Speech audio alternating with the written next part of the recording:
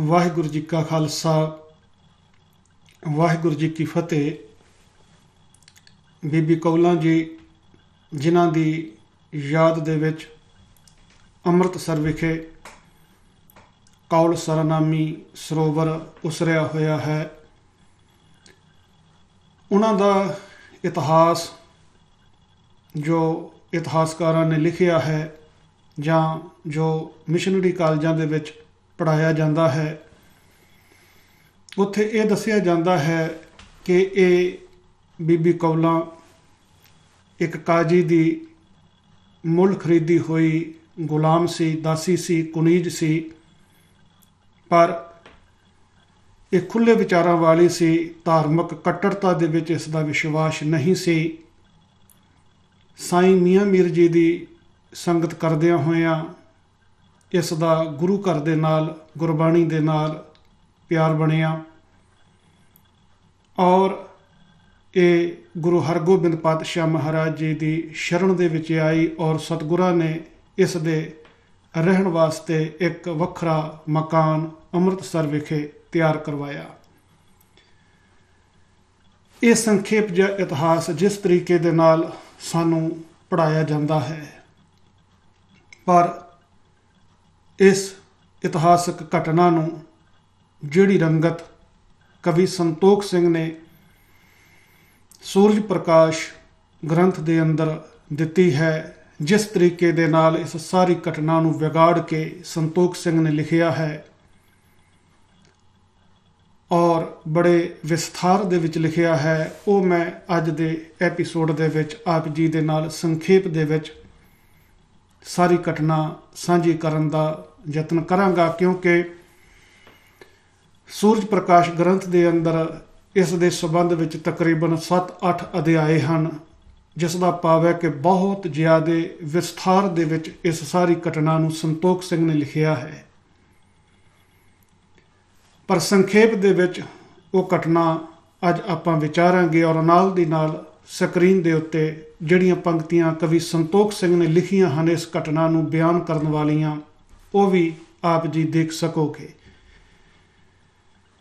ਸੰਤੋਖ ਸਿੰਘ ਇਸ ਘਟਨਾ ਦਾ ਜਦੋਂ ਮੁੱਢ ਬੰਨ੍ਹਦਾ ਹੈ ਤੇ ਉਹ ਆਖਦਾ ਹੈ ਕਿ ਕਾਬੁਲ ਦੇ ਇੱਕ ਸਿੱਖ ਨੇ ਤਕਰੀਬਨ 1 ਲੱਖ ਰੁਪਈਆ ਖਰਚ ਕੇ ਇੱਕ ਬਹੁਤ ਮਹਿੰਗਾ ਘੋੜਾ ਗੁਰੂ ਹਰਗੋਬਿੰਦ ਪਾਤਸ਼ਾਹ ਮਹਾਰਾਜ ਵਾਸਤੇ ਖਰੀਦਿਆ। ਪਰ ਜਿਸ ਵੇਲੇ ਉਹ ਗੁਰੂ ਹਰਗੋਬਿੰਦ ਪਾਤਸ਼ਾਹ ਮਹਾਰਾਜ ਜੀ ਨੂੰ ਭੇਟਾ ਕਰਨ ਵਾਸਤੇ ਉਸ ਘੋੜੇ ਨੂੰ ਲੈ ਕੇ ਆ ਰਿਹਾ ਸੀ ਤੇ ਰਸਤੇ ਦੇ ਵਿੱਚ ਸ਼ਾਹਜਹਾਨ ਦੇ ਸਿਪਾਹੀਆਂ ਨੇ ਉਹ ਘੋੜਾ ਉਸ ਸਿੱਖ ਦੇ ਕੋਲੋਂ ਖੋਹਲਿਆ। ਗੁਰੂ ਹਰਗੋਬਿੰਦ ਪਾਤਸ਼ਾਹ ਉਹਨਾਂ ਦਿਨਾਂ ਦੇ ਵਿੱਚ ਲਾਹੌਰ ਦੇ ਵਿੱਚ ਟਿਕੇ ਹੋਏ ਸਨ।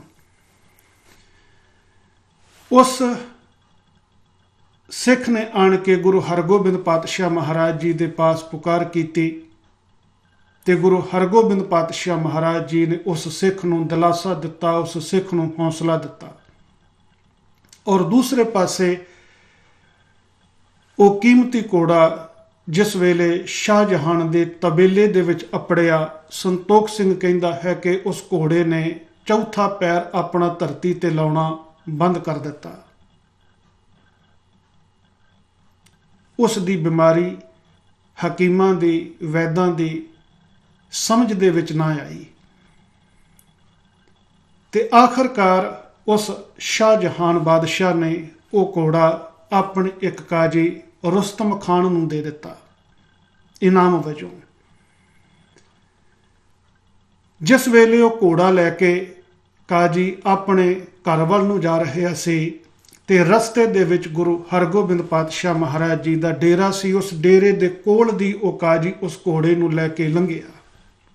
ਉਸ ਸਿੱਖ ਨੇ ਘੋੜਾ ਪਹਿਚਾਣ ਲਿਆ, ਸਤਿਗੁਰਾਂ ਨੂੰ ਦੱਸਿਆ ਕਿ ਪਾਤਸ਼ਾਹ ਆਹ ਉਹ ਘੋੜਾ ਹੈ ਜਿਹੜਾ ਮੈਂ 1 ਲੱਖ ਰੁਪਈਆ ਖਰਚ ਕੇ ਆਪ ਜੀ ਵਾਸਤੇ ਖਰੀਦ ਕੇ ਲੈ ਕੇ ਆਇਆ ਸੀ, ਪਰ ਸ਼ਾਹਜਹਾਨ ਨੇ ਇਹ ਘੋੜਾ ਮੇਰੇ ਕੋਲੋਂ ਖੋਹ ਲਿਆ। ਸਤਿਗੁਰਾਂ ਨੇ ਉਸ ਕਾਜੀ ਨੂੰ ਬੁਲਾਇਆ ਤੇ ਸੰਤੋਖ ਸਿੰਘ ਕਹਿੰਦਾ ਹੈ ਕਿ ਸਤਿਗੁਰਾਂ ਨੇ ਉਸ ਕਾਜੀ ਦੇ ਨਾਲ ਉਸ ਘੋੜੇ ਦਾ ਸੌਦਾ ਕੀਤਾ ਔਰ ਉਹ ਸੌਦਾ 10,000 ਰੁਪਈਆਂ ਦੇ ਵਿੱਚ ਹੋਇਆ। कि ਇਹ ਘੋੜਾ ਤੂੰ ਸਾਨੂੰ ਦੇ ਦੇ, ਇਸ ਘੋੜੇ ਦਾ ਅਸੀਂ ਇਲਾਜ ਕਰਾਵਾਂਗੇ, ਇਹ ਘੋੜਾ ਜਿਉਂਦਾ ਰਹੇ ਜਾਂ ਮਰ ਜਾਏ, ਅਸੀਂ ਤੈਨੂੰ 10,000 ਰੁਪਈਆ ਇਸ ਦਾ ਦੇਵਾਂਗੇ, ਇਸ ਠੀਕ ਹੋਵੇ ਜਾਂ ਨਾ ਹੋਵੇ। ਤੋ ਲਾਲਚ ਦੇ ਵਿੱਚ ਆਣ ਕੇ ਕਾਜੀ ਰੁਸਤਮ ਖਾਨ ਨੇ ਉਹ ਘੋੜਾ ਗੁਰੂ ਹਰਗੋਬਿੰਦ ਪਾਤਸ਼ਾਹ ਮਹਾਰਾਜ ਜੀ ਨੂੰ 10,000 ਰੁਪਈਆਂ ਦੇ ਵਿੱਚ ਦੇਣਾ ਕੀਤਾ। ਤੇ ਸਤਿਗੁਰਾਂ ਨੇ ਕਹਿ ਦਿੱਤਾ ਕਿ ਕੁਝ ਦਿਨਾਂ ਬਾਅਦ ਆਣ ਕੇ ਤੂੰ ਆਪਣੀ ਰਕਮ ਜਿਹੜੀ ਹੈ ਉਹ ਸਾਡੇ ਕੋਲੋਂ ਲੈ ਜਾਵੀਂ। ਸੰਤੋਖ ਸਿੰਘ ਕਹਿੰਦਾ ਕਿ ਉਸ ਤੋਂ ਬਾਅਦ 2-4 ਵਾਰ ਉਹ ਕਾਜੀ ਜਿਹੜਾ ਹੈ ਉਹ ਆਪਣੀ ਰਕਮ ਲੈਣ ਵਾਸਤੇ ਗੁਰੂ ਹਰਗੋਬਿੰਦ ਪਾਤਸ਼ਾਹ ਮਹਾਰਾਜ ਜੀ ਦੇ ਪਾਸ ਆਉਂਦਾ ਹੈ ਤੇ ਸਤਿਗੁਰਾਂ ਨੂੰ ਆਖਦਾ ਹੈ, ਪਾਤਸ਼ਾਹ ਹੁਣ ਤੇ ਘੋੜਾ ਤੰਦਰੁਸਤ ਵੀ ਹੋ ਗਿਆ ਹੈ, ਤੁਸੀਂ ਘੋੜੇ ਦੀ ਸਵਾਰੀ ਕਰਦੇ ਹੋ, ਮੇਰੀ ਬਣਦੀ ਹੋਈ ਰਕਮ 10,000 ਰੁਪਈਆਂ ਦਾ ਜਿਹੜਾ ਤੁਸੀਂ ਲਿਖਤੀ ਵਾਅਦਾ ਕੀਤਾ ਸੀ ਉਹ 10,000 ਰੁਪਈਆ ਮੇਰੀ ਬਣਦੀ ਹੋਈ ਰਕਮ ਮੈਨੂੰ ਦੇ ਦਿੱਤੀ ਜਾਵੇ। ਪਰ ਸੰਤੋਖ ਸਿੰਘ ਕਹਿੰਦਾ ਕਿ ਹਰ ਵਾਰੀ ਸਤਿਗੁਰੂ ਉਸ ਨੂੰ ਕੋਈ ਨਾ ਕੋਈ ਬਹਾਨਾ ਲਗਾ ਕੇ ਟਾਲ ਦਿੰਦੇ। ਬਾਰ-ਬਾਰ ਆਉਣ ਕਰਕੇ ਉਹ ਕਾਜੀ ਥੋੜਾ ਜਿਹਾ ਖਿਝ ਵੀ ਗਿਆ ਤੇ ਇੱਕ ਦਿਨ ਦੁਪਹਿਰ ਦੇ ਸਮੇਂ ਜਿਸ ਵੇਲੇ ਉਹ ਕਾਜੀ ਸਤਿਗੁਰਾਂ ਦੇ ਕੋਲੋਂ ਆਪਣੀ ਰਕਮ ਲੈਣ ਵਾਸਤੇ ਸਤਿਗੁਰਾਂ ਦੇ ਡੇਰੇ ਤੇ ਅੱਪੜਿਆ ਤੇ ਸਤਿਗੁਰੂ ਪਾਤਸ਼ਾਹ ਮਹਾਰਾਜ ਤੰਬੂ ਦੇ ਅੰਦਰ ਆਰਾਮ ਕਰ ਰਹੇ ਸਨ। ਬਾਹਰ ਤੰਬੂ ਦੇ ਬਾਹਰ ਬਾਬਾ ਬੁੱਢਾ ਜੀ ਮੌਜੂਦ ਸਨ। ਕਾਜੀ ਨੇ ਬਾਬਾ ਬੁੱਢਾ ਜੀ ਨੂੰ ਆਖਿਆ ਕਿ ਮੈਂ ਸਤਿਗੁਰਾਂ ਨੂੰ ਮਿਲਣਾ ਚਾਹੁੰਦਾ ਹਾਂ। ਬਾਬਾ ਬੁੱਢਾ ਜੀ ਨੇ ਆਖ ਦਿੱਤਾ, ਸਤਿਗੁਰੂ ਅੰਦਰ ਆਰਾਮ ਕਰ ਰਹੇ ਹਨ। ਕਾਜੀ ਥੋੜਾ ਰੋਹ ਦੇ ਵਿੱਚ, ਥੋੜਾ ਗੁੱਸੇ ਦੇ ਵਿੱਚ ਆਇਆ ਕਿ ਮੈਂ ਬਾਰ-ਬਾਰ ਆਪਣੀ ਰਕਮ ਲੈਣ ਵਾਸਤੇ ਆਉਂਦਾ ਹਾਂ ਪਰ ਬਾਰ-ਬਾਰ ਤੁਸੀਂ ਮੈਨੂੰ ਟਾਲ ਦਿੰਦੇ ਹੋ। ਸੰਤੋਖ ਸਿੰਘ ਨੇ ਜਿਹੜੇ ਵਾਕ ਲਿਖੇ ਹਨ ਉਹ ਤੁਸੀਂ ਸਕਰੀਨ ਦੇ ਉੱਤੇ ਦੇਖ ਸਕਦੇ ਹੋ, ਪਰ ਉਸ ਤੋਂ ਪਹਿਲਾਂ ਤੁਸੀਂ ਸਕਰੀਨ ਦੇ ਉੱਤੇ ਦੇਖੋਗੇ ਕਿ ਇਹ ਰਾਸ ਪੰਜਵੀਂ ਹੈ ਗੁਰਪ੍ਰਤਾਪ ਸੂਰਜ ਗ੍ਰੰਥ ਦੀ, ਔਰ ਪੰਜਵੀਂ ਰਾਸ ਦੇ ਤਕਰੀਬਨ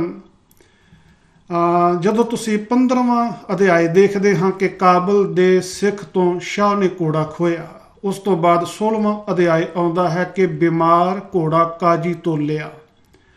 ਉਸ ਤੋਂ ਬਾਅਦ 17ਵੇਂ ਅਧਿਆਇ ਦੇ ਵਿੱਚ ਆਉਂਦਾ ਹੈ ਕਾਜੀ ਦਾ ਝਗੜਨਾ। ਜਦੋਂ ਇਸ 17ਵੇਂ ਅਧਿਆਇ ਦੇ ਵਿੱਚ ਆਪਾਂ ਪਹੁੰਚਦੇ ਹਾਂ ਤੇ ਇਸ ਦੇ 42ਵੇਂ ਪਦੇ ਦੇ ਉੱਤੇ ਜਾ ਕੇ ਜਿਹੜੀ ਬਾਬਾ ਬੁੱਢਾ ਜੀ ਦੀ ਉਸ ਕਾਜੀ ਦੇ ਨਾਲ ਗੱਲਬਾਤ ਹੋ ਰਹੀ ਹੈ, ਜੋ ਵਾਦ ਵਿਵਾਦ ਹੋ ਰਿਹਾ ਹੈ, ਉਸ ਨੂੰ ਸੰਤੋਖ ਸਿੰਘ ਨੇ ਲਿਖਿਆ ਕਿ ਸੁਨ ਕਾਜੀ ਮੂਰਖ ਰਿਸ ਧਾਰੀ ਸਨਮੁਖ ਬ੍ਰਿਧ ਕੇ ਨਿਠਰ ਉਚਾਰੀ ਕਿਆ ਤੂੰ ਬੈਠਿਓ ਬਾਤ ਬਤਾਵੇਂ ਸ਼ਾਹਜਹਾਂ ਤੇ ਤਰਾਸ ਨਾ ਪਾਵੇਂ।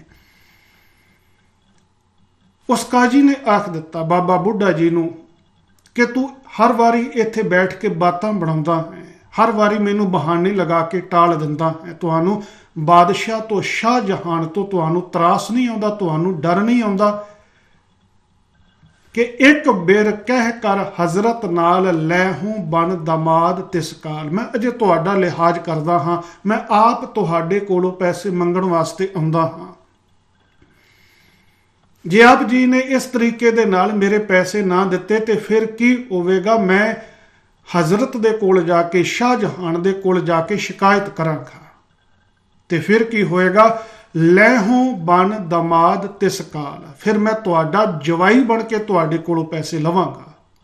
ਜਵਾਈਆਂ ਦੀ ਨਿਆਈ ਕੌਣ ਅਰੇ ਸਭ ਡਰੇ ਮਹਾਨਾ ਤਤ ਛਿਨ ਦੈ ਹੈ ਦਰਬ ਬਿਰਾਨਾ। ਅੱਜ ਤੁਸੀਂ ਮੈਨੂੰ ਟਾਲਦੇ ਹੋ ਤੇ ਫਿਰ ਮੈਂ ਤੁਹਾਡਾ ਜਵਾਈ ਬਣ ਕੇ ਆਵਾਂਗਾ ਤੇ ਜਵਾਈਆਂ ਦੀ ਨਿਆਈ ਆਣ ਕੇ ਫਿਰ ਤੁਹਾਡੇ ਕੋਲੋਂ ਜਿਹੜਾ ਆਪਣਾ ਕਰਜ਼ਾ ਹੈ ਉਹ 10,000 ਰੁਪਈਆਂ ਦਾ ਉਹ ਮੈਂ ਤੁਹਾਡੇ ਕੋਲੋਂ ਲੈ ਕੇ ਜਾਵਾਂਗਾ। ਫਿਰ ਤੁਸੀਂ ਬਿਨਾਂ ਕਿਸੇ ਦੇਰੀ ਤੋਂ ਮੇਰੇ ਪੈਸੇ ਮੈਨੂੰ ਦੇ ਦੇਵੋਗੇ, ਕਿਉਂਕਿ ਬਾਦਸ਼ਾਹ ਦੇ ਅੱਗੇ ਕੋਈ ਵੀ ਅੜ ਨਹੀਂ ਸਕਦਾ।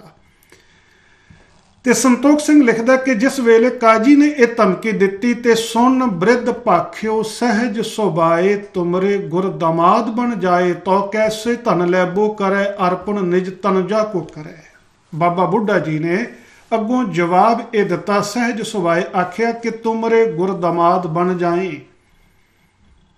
ਕਾਜੀ ਤੂੰ ਕਹਿੰਦਾ ਕਿ ਮੈਂ ਦਮਾਦ ਬਣ ਕੇ ਆਵਾਂਗਾ, ਆਪਣਾ ਦਰਬ ਜਿਹੜਾ ਹੈ ਲੈ ਕੇ ਜਾਵਾਂਗਾ, ਪਰ ਮੈਨੂੰ ਦੱਸ ਗੁਰੂ ਸਾਹਿਬ ਤੇਰੇ ਜਵਾਈ ਬਣਨਗੇ, ਤੇ ਜਦੋਂ ਗੁਰੂ ਸਾਹਿਬ ਤੇਰੇ ਜਵਾਈ ਬਣ ਜਾਣਗੇ ਫਿਰ ਕਿਸ ਤਰੀਕੇ ਦੇ ਨਾਲ ਗੁਰੂ ਜੀ ਦੇ ਕੋਲੋਂ ਤੂੰ ਧਨ ਮੰਗੇਗਾ, ਕਿਸ ਤਰੀਕੇ ਦੇ ਨਾਲ ਆਪਣੇ ਪੈਸਿਆਂ ਦੀ ਮੰਗ ਕਰੇਗਾ। ਜਦੋਂ ਗੁਰੂ ਤੇਰਾ ਜਵਾਈ ਬਣ ਕੇ ਆਵੇਗਾ ਤਾਂ ਅਰਪਣ ਨਿਜ ਤਨੁਜਾ ਕੋ ਕਰੇ, ਫਿਰ ਤੇ ਤੂੰ ਆਪਣੀ ਪੁੱਤਰੀ ਵੀ, ਆਪਣੀ ਬੇਟੀ ਵੀ ਗੁਰੂ ਹਰਗੋਬਿੰਦ ਪਾਤਸ਼ਾਹ ਜੀ ਨੂੰ ਅਰਪਣ ਕਰ ਦੇਵੇਗਾ। ਭਾਵ ਜਿਸ ਤਰੀਕੇ ਦੀ ਧਮਕੀ ਕਾਜੀ ਨੇ ਗੁਰੂ ਹਰਗੋਬਿੰਦ ਪਾਤਸ਼ਾਹ ਮਹਾਰਾਜ ਜੀ ਨੂੰ, ਬਾਬਾ ਬੁੱਢਾ ਜੀ ਨੂੰ ਦਿੱਤੀ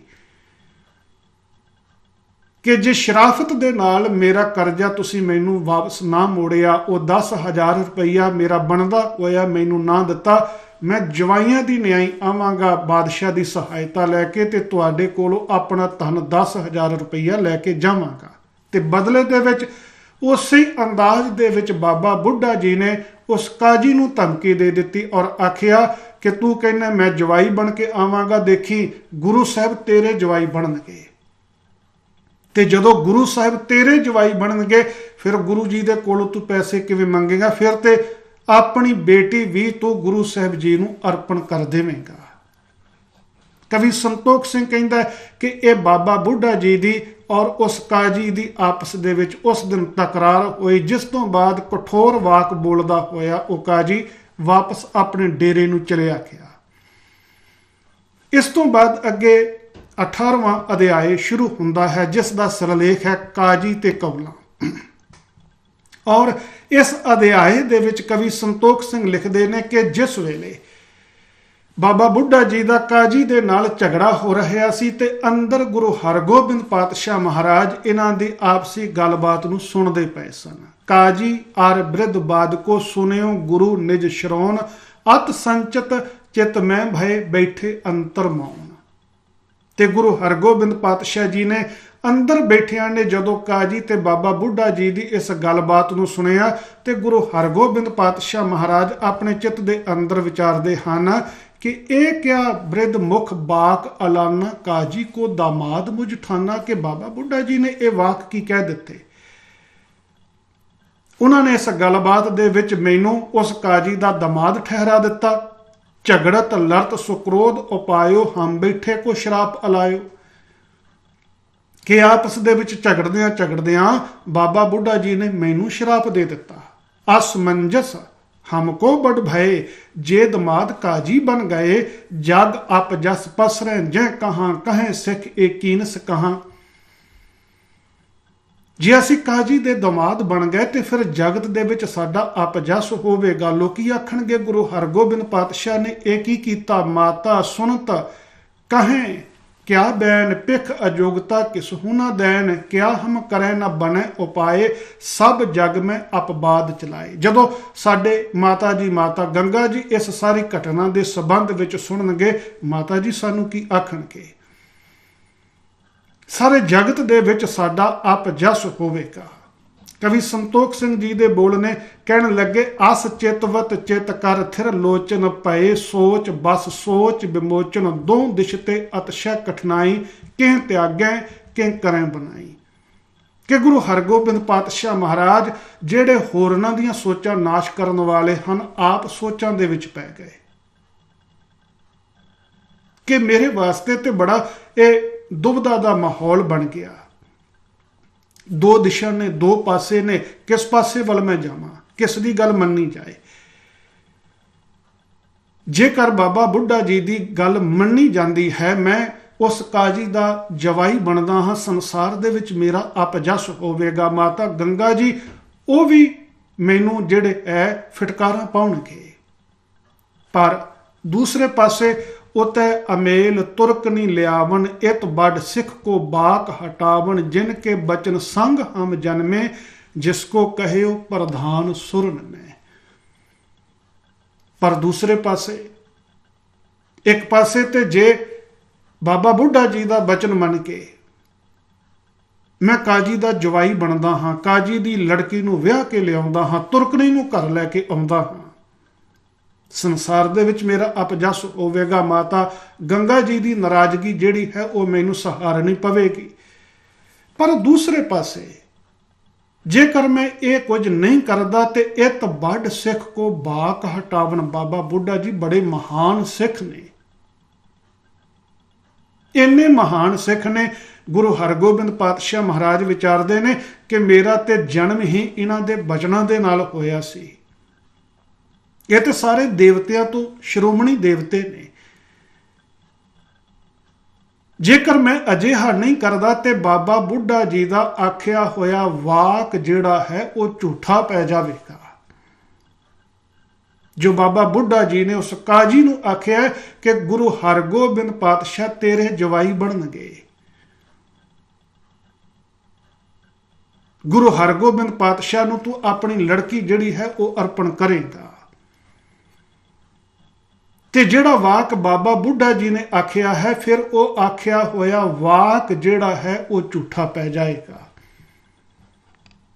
ਤੋ ਕਵੀ ਸੰਤੋਖ ਸਿੰਘ ਇਸ ਅਧਿਆਏ ਦੇ ਵਿੱਚ ਆਖਦਾ ਹੈ ਕਿ ਗੁਰੂ ਹਰਗੋਬਿੰਦ ਪਾਤਸ਼ਾਹ ਮਹਾਰਾਜ ਜੀ ਨੇ ਅਖੀਰ ਦੇ ਉੱਤੇ ਇਹ ਫੈਸਲਾ ਕੀਤਾ। ਕਈ ਉਦਾਹਰਨਾਂ ਹਿੰਦੂ ਮਤ ਦੀਆਂ, ਸਨਾਤਨ ਮਤ ਦੀਆਂ ਐਗਜ਼ੈਂਪਲਾਂ ਇੱਥੇ ਕਵੀ ਸੰਤੋਖ ਸਿੰਘ ਜੀ ਨੇ ਇਸ ਅਧਿਆਏ ਦੇ ਵਿੱਚ ਹੋਰ ਵੀ ਦਿੱਤੀਆਂ ਹਨ।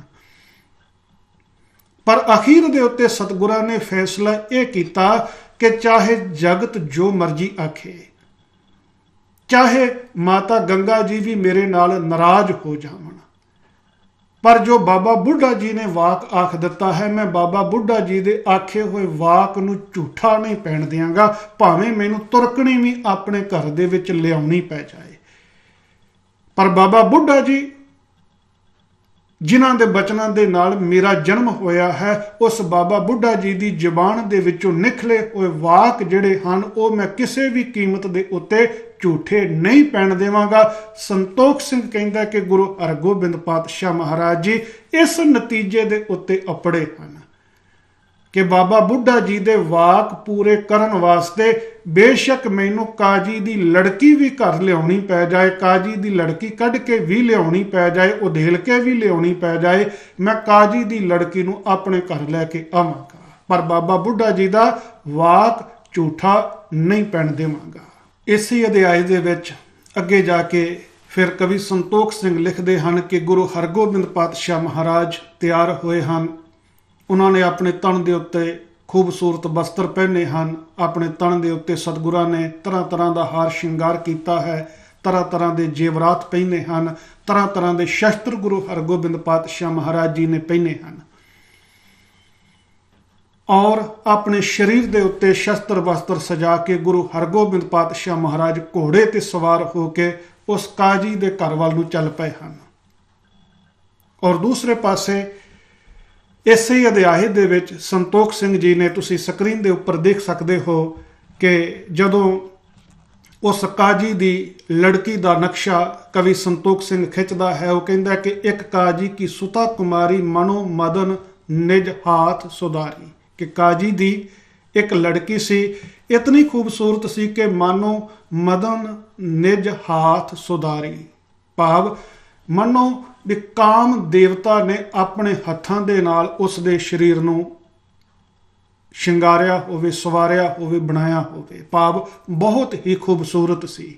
ਕਦੋਂ ਚੰਦਰਮਾ ਚੀਰ ਨਿਕਾਰੀ ਜਨਰੰਬਾ ਮਹਿਤਲ ਪਗ ਧਾਰੀ, ਇੰਜ ਜਾਪਦਾ ਸੀ ਕਿ ਚੰਦਰਮਾ ਨੂੰ ਚੀਰ ਕੇ ਕਿਸੇ ਨੇ ਉਸ ਨੂੰ ਵਿੱਚੋਂ ਕੱਢਿਆ ਹੋਵੇ। ਮਾਨੋ ਅਪਸ਼ਰਾ ਜਿਹੜੀ ਹੈ ਰੰਭਾ ਉਹ ਧਰਤੀ ਦੇ ਉੱਪਰ ਆ ਗਈ ਹੋਵੇ ਉਸ ਕਾਜੀ ਦੀ ਲੜਕੀ ਦੇ ਰੂਪ ਦੇ ਵਿੱਚ, ਕਿ ਅੰਗ ਅੰਗ ਜਿਸ ਕੇ ਤਰੁਨਾਈ ਸਹਿਜ ਸੁਭਾਏ ਚਰੋਖੇ ਆਈ, ਜਿਸ ਦੇ ਅੰਗ ਅੰਗ ਦੇ ਵਿੱਚ ਜਵਾਨੀ ਭਰੀ ਹੋਈ ਸੀ, ਸਹਿਜ ਸੁਭਾਏ ਉਸ ਵੇਲੇ ਉਹ ਚਰੋਖੇ ਦੇ ਵਿੱਚ ਬਾਰੀ ਦੇ ਵਿੱਚ ਆਣ ਕੇ ਬੈਠ ਗਈ। ਜਦੋਂ ਇੱਧਰੋਂ ਗੁਰੂ ਹਰਗੋਬਿੰਦ ਪਾਤਸ਼ਾਹ ਮਹਾਰਾਜ ਉਸ ਕਾਜੀ ਦੇ ਘਰ ਦੇ ਪਾਸ ਅਪੜੇ ਹਨ, ਸਤਿਗੁਰੂ ਘੋੜੇ ਤੇ ਸਵਾਰ ਨੇ, ਘੋੜੇ ਦੇ ਪੈਰਾਂ ਦਾ ਖੜਾਕ ਜਿਹੜਾ ਹੈ ਉਹ ਇਸ ਬੀਬੀ ਕੌਲਾਂ ਦੇ ਕੰਨਾਂ ਦੇ ਵਿੱਚ ਪਿਆ ਹੈ, ਔਰ ਇਸ ਨੇ ਚਰੋਖੇ ਥਾਣੀ ਬਾਰੀ ਥਾਣੀ ਗੁਰੂ ਹਰਗੋਬਿੰਦ ਪਾਤਸ਼ਾਹ ਮਹਾਰਾਜ ਜੀ ਨੂੰ ਦੇਖਣਾ ਸ਼ੁਰੂ ਕੀਤਾ ਹੈ। ਔਰ ਸੰਤੋਖ ਸਿੰਘ ਕਹਿੰਦਾ ਕਿ ਸਤਿਗੁਰਾਂ ਨੂੰ ਦੇਖ ਕੇ ਇਹ ਸਤਿਗੁਰਾਂ ਦੇ ਸਰੂਪ ਦੇ ਉੱਤੇ ਬਹੁਤ ਜ਼ਿਆਦਾ ਮੋਹਿਤ ਹੋ ਗਏ, ਇੱਕ ਟੱਕ ਇਹ ਸਤਿਗੁਰਾਂ ਦੇ ਸਰੂਪ ਵੱਲ ਨੂੰ ਦੇਖਣ ਲੱਗ ਪਈ। ਫਿਰ ਸੰਤੋਖ ਸਿੰਘ ਕਹਿੰਦਾ ਕਿ ਪ੍ਰਥਮ ਕਿਵਾਰ ਓਟ ਮੈਂ ਦੁਰੀ ਬਹੁਰ ਵਹਿਰ ਪੀ ਸਨਮੁਖ ਖਰੀ, ਪਹਿਲਾਂ ਤੇ ਲੁਕ ਕੇ ਸਤਿਗੁਰਾਂ ਦੇ ਸਰੂਪ ਨੂੰ ਦੇਖਦੀ ਪਈ ਸੀ, ਪਰ ਫਿਰ ਨਾ ਰਹਿ ਗਿਆ। ਫਿਰ ਬਾਹਰ ਆਣ ਕੇ, ਦਰਵਾਜ਼ੇ ਵਿੱਚ ਆਣ ਕੇ ਖਲੋ ਕੇ ਇਸ ਨੇ ਗੁਰੂ ਹਰਗੋਬਿੰਦ ਪਾਤਸ਼ਾਹ ਮਹਾਰਾਜ ਜੀ ਦੇ ਸਰੂਪ ਨੂੰ ਦੇਖਣਾ ਸ਼ੁਰੂ ਕਰ ਦਿੱਤਾ। ਸਤਿਗੁਰਾਂ ਦੇ ਸਰੂਪ ਦੇ ਉੱਤੇ ਮੋਹਿਤ ਹੋਈ ਹੋਈ ਇਹ ਆਪਣਾ ਕਦਮ ਜਿਹੜਾ ਹੈ ਪਿੱਛੇ ਨਹੀਂ ਹਟਾ ਰਹੀ। ਤੇ ਦੂਸਰੇ ਪਾਸੇ ਗੁਰੂ ਹਰਗੋਬਿੰਦ ਪਾਤਸ਼ਾਹ ਮਹਾਰਾਜ ਜੀ ਨੇ ਵੀ ਇਸ ਨੂੰ ਤੱਕਿਆ ਹੈ ਤੇ ਸਤਿਗੁਰਾਂ ਨੇ ਵੀ ਆਪਣਾ ਬਾਜੀ, ਆਪਣਾ ਘੋੜਾ ਜਿਹੜਾ ਹੈ ਉਹ ਖੜਾ ਕਰ ਲਿਆ ਹੈ। ਪੰਕਤੀਆਂ ਹਨ ਕਿ ਆਤਰ ਕੋ ਬਿਲੋਕ ਮਨ ਭੀਨੋ, ਬਾਜੀ ਕੋ ਟਿਕਾਏ ਤਬ ਲੀਨੋ। ਇਸ ਨੂੰ ਪ੍ਰੇਮ ਦੇ ਵਿੱਚ ਭਿੱਜੀ ਹੋਈ ਨੂੰ ਵੇਖ ਕੇ ਗੁਰੂ ਹਰਗੋਬਿੰਦ ਪਾਤਸ਼ਾਹ ਜੀ ਨੇ ਆਪਣਾ ਘੋੜਾ ਰੋਕ ਲਿਆ। ਤੋਂ ਕੁਝ ਸਮਾਂ ਗੁਰੂ ਹਰਗੋਬਿੰਦ ਪਾਤਸ਼ਾਹ ਮਹਾਰਾਜ ਵੀ ਆਪਣਾ ਘੋੜਾ ਰੋਕ ਕੇ ਖਲੋਤੇ ਰਹੇ ਔਰ ਇਹ ਕਾਜੀ ਦੀ ਲੜਕੀ ਵੀ ਸਤਿਗੁਰਾਂ ਨੂੰ ਇੱਕ ਟੱਕ ਜਿਹੜੀ ਹੈ ਖਲੋਤੀ ਦੇਖਦੀ ਰਹੀ। ਸੰਤੋਖ ਸਿੰਘ ਨੇ ਹੋਰ ਉੱਥੇ ਲਿਖਿਆ ਕਿ ਇਹ ਖਲੋਤੀ ਹੋਈ ਕੌਲਾਂ ਜਿਹੜੀ ਹੈ ਗੁਰੂ ਹਰਗੋਬਿੰਦ ਪਾਤਸ਼ਾਹ ਮਹਾਰਾਜ ਜੀ ਨੂੰ ਦੇਖਦੀ ਹੋਈ ਆਪਣੇ ਚਿੱਤ ਦੇ ਅੰਦਰ ਇਹ ਸੋਚਦੀ ਹੈ ਕਿ ਜਿਨੋਂ ਤ੍ਰਿਯਨ ਕੇ ਹੈ ਵੱਡ ਭਾਗ, ਮਿਲਿਓ ਤਿਨੋਂ ਇਹ ਪੁਰਖ ਸੁਹਾਗ। ਕਿ ਉਹ ਭਾਗਾਂ ਵਾਲੀ ਇਸਤਰੀ ਹੋਵੇਗੀ ਜਿਸ ਨੂੰ ਸੁਹਾਗ ਦੇ ਰੂਪ ਦੇ ਵਿੱਚ, ਜਿਸ ਨੂੰ ਵਰ ਦੇ ਰੂਪ ਦੇ ਵਿੱਚ, ਜਿਸ ਨੂੰ ਪਤੀ ਦੇ ਰੂਪ ਦੇ ਵਿੱਚ ਇਹੋ ਜਿਹਾ ਪੁਰਖ ਜਿਹੜਾ ਹੈ ਉਹ ਮਿਲੇਗਾ। ਜਗ ਮੈਂ ਹੋਣ ਤਿਸੀ ਕੋ ਤਨ, ਜਿਸ ਕੋ ਹੱਸ ਕਰ ਮਿਲੇ ਪ੍ਰਸੰਨ।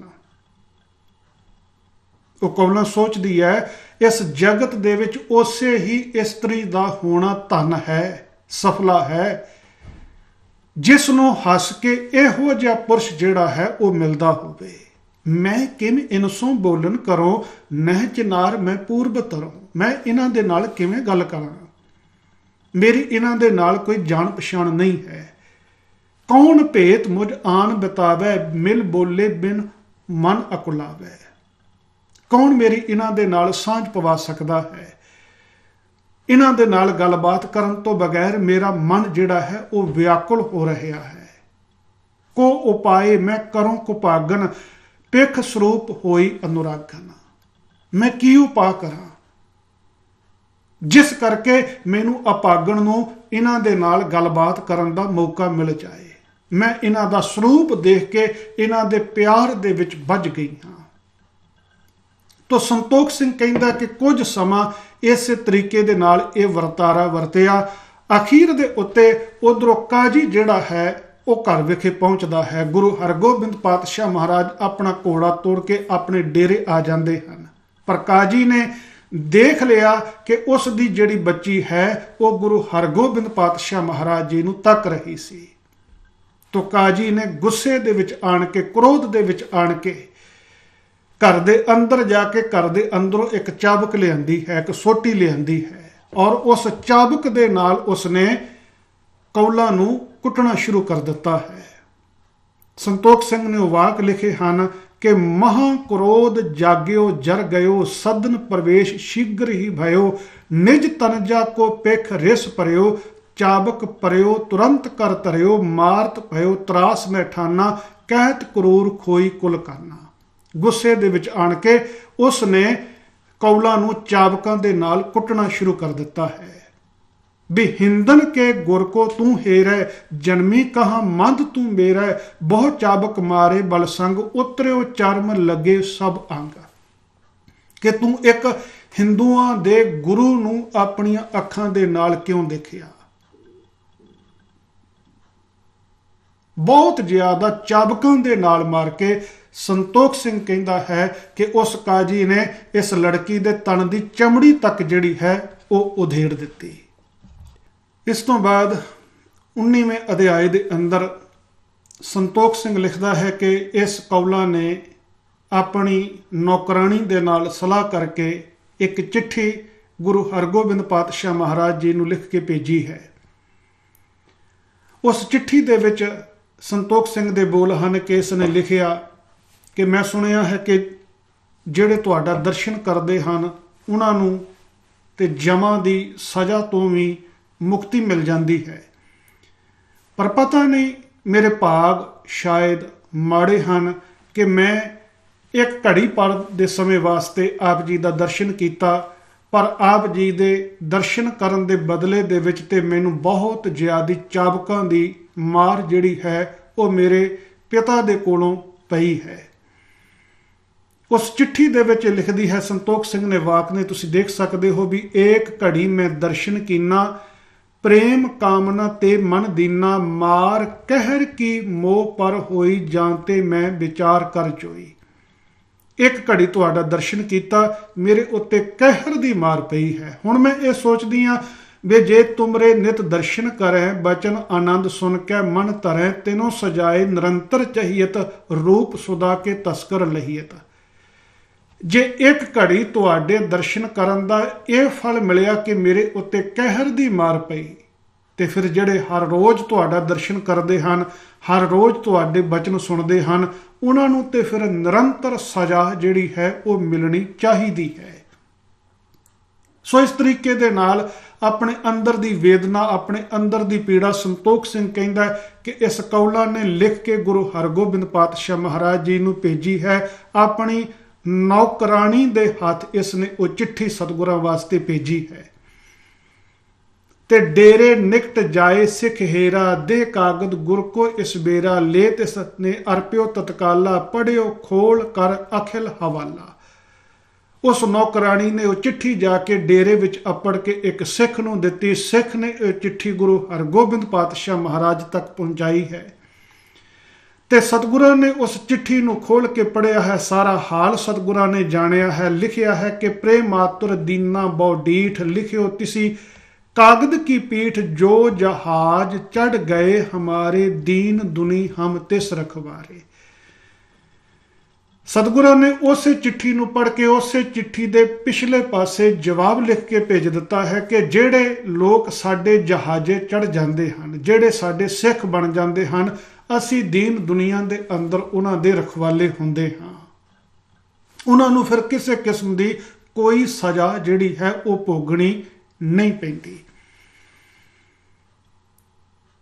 ਉਹ ਜਵਾਬ ਲੈ ਕੇ ਉਹ ਨੌਕਰਾਣੀ ਵਾਪਸ ਇਸ ਕੌਲਾਂ ਦੇ ਕੋਲ ਆਉਂਦੀ ਹੈ। ਕੌਲਾਂ ਨੇ ਜਿਸ ਵੇਲੇ ਸਤਿਗੁਰਾਂ ਦਾ ਲਿਖਿਆ ਹੋਇਆ ਉਹ ਜਵਾਬ ਪੜ੍ਹਿਆ ਹੈ ਤੇ ਅਗਲੀ ਚਿੱਠੀ ਫਿਰ ਸਤਿਗੁਰਾਂ ਨੂੰ ਲਿਖ ਕੇ ਭੇਜਦੀ ਹੈ ਵੀ ਸੁਣੀਏ ਗੁਰੂ ਗਰੀਬ ਨਵਾਜੂ, ਮੈਂ ਤਨ ਮਨ ਤੇ ਚੜੀ ਜਹਾਜੂ। ਹੇ ਗਰੀਬ ਨਵਾਜ ਸਤਿਗੁਰੂ ਸੁਣੋ, ਮੈਂ ਆਪਣੇ ਆਪ ਨੂੰ ਤੁਹਾਡੇ ਹਵਾਲੇ ਕੀਤਾ, ਮੈਂ ਤਨ ਮਨ ਆਪਣਾ ਤੁਹਾਡੇ ਹਵਾਲੇ ਕੀਤਾ।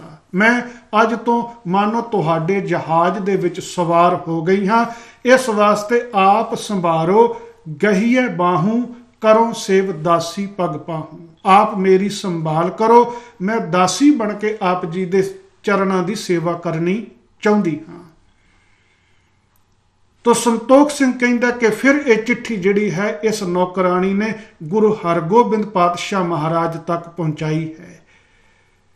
ਸਤਿਗੁਰਾਂ ਨੇ ਫਿਰ ਇਸ ਦੀ ਚਿੱਠੀ ਨੂੰ ਪੜ੍ਹਿਆ ਹੈ ਤੇ ਸਤਿਗੁਰਾਂ ਨੇ ਚਿੱਠੀ ਨੂੰ ਪੜ੍ਹਨ ਤੋਂ ਬਾਅਦ ਜਵਾਬ ਦਿੰਦਿਆਂ ਹੋਇਆਂ ਆਖਿਆ ਵੀ ਧੀਰਜ ਧਰੋ, ਕਾਮਨਾ ਤੇਰੀ ਹਮ ਪੂਰਨ ਕਰ ਹੈ ਇਸ ਬੇਰੀ। ਕਿ ਫਿਕਰ ਨਾ ਕਰ, ਤੂੰ ਧੀਰਜ ਕਰ, ਅਸੀਂ ਬਹੁਤ ਜਲਦੀ ਤੇਰੇ ਮਨ ਦੀ ਇੱਛਾ ਪੂਰੀ ਕਰਾਂਗੇ। ਚੜ੍ਹੇ ਸੁਦਾਸਰ ਕੋ ਜਿਸ ਕਾਲ, ਤੋ ਕੋ ਲੈ ਗਮਨੇ ਤਬ ਨਾਲ। ਜਦੋਂ ਅਸੀਂ ਅੰਮ੍ਰਿਤਸਰ ਨੂੰ ਜਾਵਾਂਗੇ ਤੈਨੂੰ ਆਪਣੇ ਨਾਲ ਲੈ ਕੇ ਜਾਵਾਂਗੇ। ਘਣੇ ਦਿਵਸ ਨਹਿ ਲਵਪੁਰ ਰਹਿ, ਆਜ ਕਾਲ ਮੈਂ ਤਿਆਰੀ ਹੈ। ਅੱਜ ਕੱਲ ਦੇ ਵਿੱਚ 1-2 ਦਿਨਾਂ ਦੇ ਵਿੱਚ ਅਸਾਂ ਨੇ ਤਿਆਰੀ ਕਰ ਲੈਣੀ ਹੈ। ਹੁਣ ਜ਼ਿਆਦਾ ਸਮਾਂ ਅਸਾਂ ਨੇ ਲਾਹੌਰ ਦੇ ਵਿੱਚ ਨਹੀਂ ਰਹਿਣਾ। ਥੋੜੇ ਦਿਨਾਂ ਤੱਕ ਅਸੀਂ ਅੰਮ੍ਰਿਤਸਰ ਚਲੇ ਜਾਣਾ ਹੈ ਤੇ ਅੰਮ੍ਰਿਤਸਰ ਜਾਂਦੇ ਵਕਤ ਅਸੀਂ ਤੈਨੂੰ ਆਪਣੇ ਨਾਲ ਲੈ ਕੇ ਜਾਵਾਂਗੇ। ਇਸ ਤੋਂ ਅੱਗੇ 20ਵਾਂ ਅਧਿਆਇ ਹੈ ਮੀਆਂ ਮੀਰ ਨਾਲ ਮਿਲਾਪ। ਇਸ ਅਧਿਆਇ ਦੇ ਵਿੱਚ ਸੰਤੋਖ ਸਿੰਘ ਨੇ ਬੀਬੀ ਕੌਲਾਂ ਦੇ ਨਾਮ ਦਾ ਕਿਧਰੇ ਕੋਈ ਜ਼ਿਕਰ ਨਹੀਂ ਕੀਤਾ।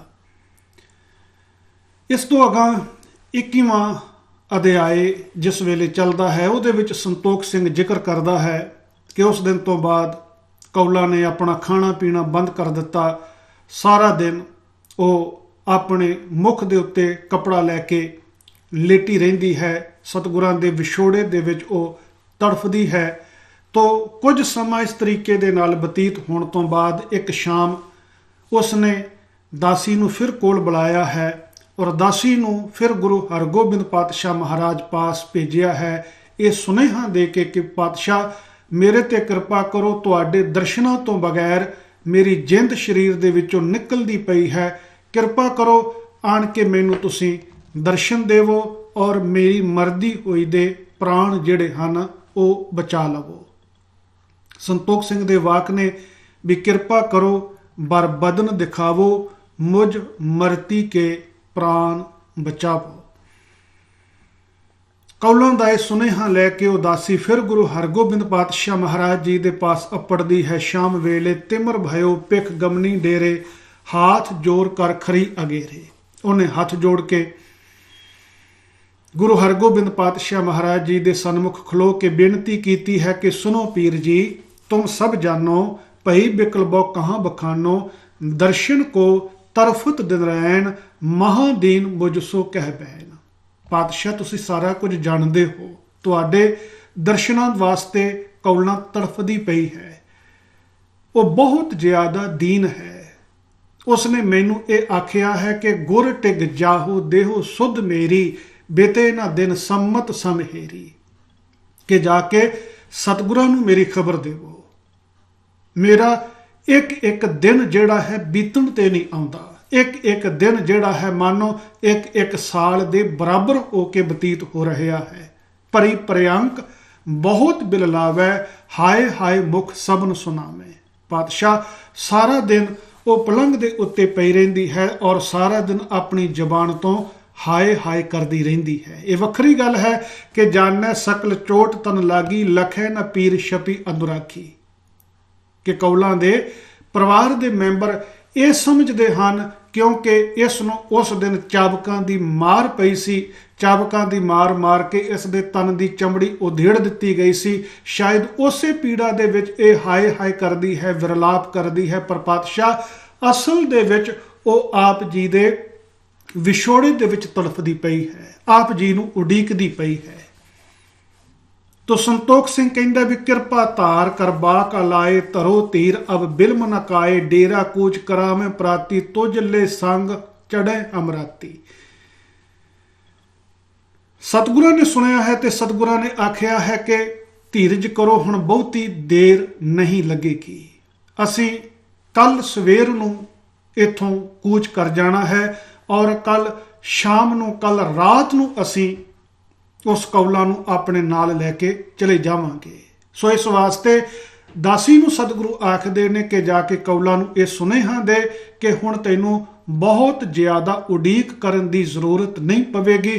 ਬਹੁਤ ਥੋੜੇ ਸਮੇਂ ਅੰਦਰ, ਕੱਲ ਰਾਤ ਦੇ ਸਮੇਂ ਅਸੀਂ ਤੈਨੂੰ ਆਪਣੇ ਨਾਲ ਲੈ ਜਾਵਾਂਗੇ। ਇਸ ਵਾਸਤੇ ਸਭ ਨਿਸ ਮੈਂ ਜਾਗਰਿਤ ਹੀ ਰਹੀ ਹੈ, ਤੁਰੰਗ ਹਮਾਰੇ ਕੋ ਰਬ ਲਹੀ ਹੈ। ਸਤਿਗੁਰੂ ਸਮਝਾਉਂਦੇ ਨੇ, ਸੰਤੋਖ ਸਿੰਘ ਲਿਖਦਾ ਹੈ ਕਿ ਕੌਲਾਂ ਨੂੰ ਆਖਣਾ ਕਿ ਕੱਲ ਸਾਰੀ ਰਾਤ ਉਹ ਜਾਗਦੀ ਰਹੇ, ਸੋਵੇਂ ਨਾ, ਤੇ ਜਿਸ ਵੇਲੇ ਸਾਡੇ ਘੋੜੇ ਦੇ ਪੈਰਾਂ ਦਾ ਖੁਰਾਕ ਉਸ ਨੂੰ ਸੁਣੇ, ਤਤ ਛਿਨ ਤਰੇ ਉਤਰ ਕਰਿਆਵੋ, ਕਿਸ ਤੇ ਨਹੀਂ ਤਰਾਸ ਉਪਜਾਵੋ।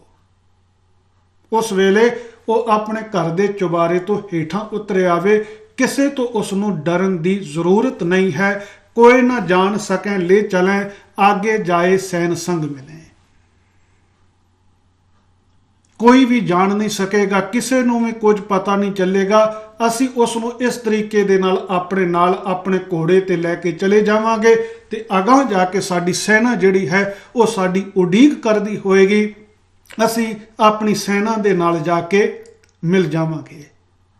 ਸੰਤੋਖ ਸਿੰਘ ਕਹਿੰਦਾ ਕਿ ਸੁਨ ਦਾਸੀ ਹਰਖਤ ਹਟ ਆਈ, ਸਭ ਕੌਲਾਂ ਕੇ ਨਿਕਟ ਸੁਣਾਈ। ਦਾਸੀ ਨੇ ਗੁਰੂ ਹਰਗੋਬਿੰਦ ਪਾਤਸ਼ਾਹ ਮਹਾਰਾਜ ਜੀ ਦੇ ਬੋਲ ਸੁਣੇ ਹਨ, ਪ੍ਰਸੰਨ ਹੋ ਕੇ ਖੁਸ਼ੀ ਖੁਸ਼ੀ ਉਹ ਘਰ ਨੂੰ ਵਾਪਸ ਆਈ ਹੈ ਤੇ ਵਾਪਸ ਆਣ ਕੇ ਇਹ ਸਾਰੀ ਵਾਰਤਾ ਉਸਨੇ ਕੌਲਾਂ ਨੂੰ ਸੁਣਾ ਦਿੱਤੀ ਹੈ ਕਿ ਸਤਿਗੁਰਾਂ ਨੇ ਆਖਿਆ ਹੈ ਹੁਣ ਜ਼ਿਆਦਾ ਉਡੀਕ ਕਰਨ ਦੀ ਜ਼ਰੂਰਤ ਨਹੀਂ ਹੈ। ਕੱਲ ਸਵੇਰ ਨੂੰ ਅਸਾਂ ਨੇ ਇੱਥੋਂ ਕੂਚ ਕਰਨਾ ਹੈ ਔਰ ਕੱਲ ਰਾਤ ਦੇ ਸਮੇਂ ਅਸੀਂ ਤੈਨੂੰ ਲੈਣ ਵਾਸਤੇ ਆਵਾਂਗੇ। ਤੁਸਾਂ ਨੇ ਸਾਰੀ ਰਾਤ ਸੌਣਾ ਨਹੀਂ ਹੈ। ਜਿਸ ਵੇਲੇ ਸਾਡੇ ਘੋੜੇ ਦੇ ਪੈਰਾਂ ਦਾ ਖੜਾਕ ਤੁਹਾਡੇ ਕੰਨਾਂ ਦੇ ਵਿੱਚ ਪਵੇ, ਉਸ ਵੇਲੇ ਤੁਸਾਂ ਨੇ ਚੁਬਾਰੇ ਤੋਂ ਹੇਠਾਂ ਆ ਜਾਣਾ ਹੈ ਤੇ ਅਸੀਂ ਤੁਹਾਨੂੰ ਆਪਣੇ ਨਾਲ ਘੋੜੇ ਤੇ ਲੈ ਕੇ ਚਲੇ ਜਾਵਾਂਗੇ। ਕਿਸੇ ਨੂੰ ਕਿਸੇ ਗੱਲ ਦਾ ਕੁਝ ਵੀ ਪਤਾ ਨਹੀਂ ਚੱਲੇਗਾ। ਇਸ ਤੋਂ ਅੱਗੇ ਦਾ ਪ੍ਰਸੰਗ ਕਿ ਕਿਸ ਤਰੀਕੇ ਦੇ ਨਾਲ ਗੁਰੂ ਹਰਗੋਬਿੰਦ ਪਾਤਸ਼ਾਹ ਕਾਜੀ ਦੀ ਧੀ ਬੀਬੀ ਕੌਲਾਂ ਨੂੰ ਰਾਤ ਦੇ ਅੰਧੇਰੇ ਦੇ ਵਿੱਚ ਕੱਢ ਕੇ ਲਿਜਾਂਦੇ ਹਨ ਔਰ ਅੰਮ੍ਰਿਤਸਰ ਵਿਖੇ ਬੀਬੀ ਕੌਲਾਂ ਦੇ ਨਾਲ ਕੀ ਕੁਝ ਵਾਪਰਦਾ ਹੈ, ਇਸ ਸਾਰੇ ਕੁਝ ਦੇ ਸੰਬੰਧ ਵਿੱਚ ਜਿਹੜੀਆਂ ਗਲਤ ਬਿਆਨੀਆਂ ਕਵੀ ਸੰਤੋਖ ਸਿੰਘ ਜੀ ਨੇ ਸੂਰਜ ਪ੍ਰਕਾਸ਼ ਗ੍ਰੰਥ ਦੇ ਅੰਦਰ ਕੀਤੀਆਂ ਹਨ, ਉਹ ਜਾਣਨ ਵਾਸਤੇ ਇਸ ਵੀਡੀਓ ਦਾ ਦੂਸਰਾ ਭਾਗ ਆਪ ਜੀ ਨੂੰ ਉਡੀਕਣਾ ਪਵੇਗਾ, ਜੋ ਕਿ 1-2 ਦਿਨਾਂ ਦੇ ਵਿੱਚ YouTube ਦੇ ਉੱਪਰ ਅਪਲੋਡ ਕਰ ਦਿੱਤਾ ਜਾਵੇਗਾ। ਵਾਹਿਗੁਰੂ ਜੀ ਕਾ ਖਾਲਸਾ, ਵਾਹਿਗੁਰੂ ਜੀ ਕੀ ਫਤਿਹ।